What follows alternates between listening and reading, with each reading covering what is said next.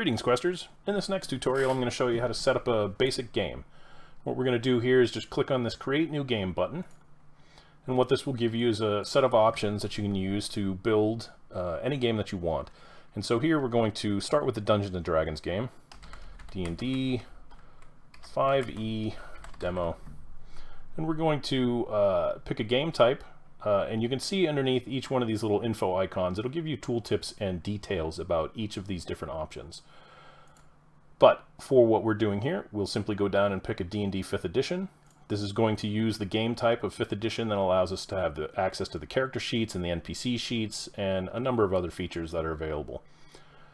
Next, you're going to want to pick a dice bag. The dice bag is one of the crucial components to running any game. You can see we have several dice bags here, and the most important is you want to pick one that's appropriate for your game.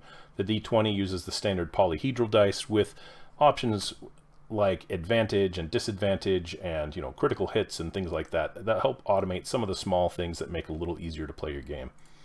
So with that, we'll pick D20. The notifications, this is useful for things like if you were playing a play-by-post game where you can actually take anytime somebody posts something in a channel, it will actually notify you on your desktop so that you can actually see that new things are changing. It'll also give you the option to turn that off if you don't like those. The next is movement lines. Movement lines are on the battle map, and when people are moving around, you'll see a little kind of animated line that shows you where a token has moved from and where it moved to, and that gives you a good ability, especially in play-by-post games as well, to be able to see where people are moving over a period of time. And then finally you have a portrait that you can use for the tile, which is this up here on the home page. And you can simply pick a picture and you can just simply drag it over and drop it right in there, and then take it and resize the clipping region so that you can pick whatever you want, and then just hit create.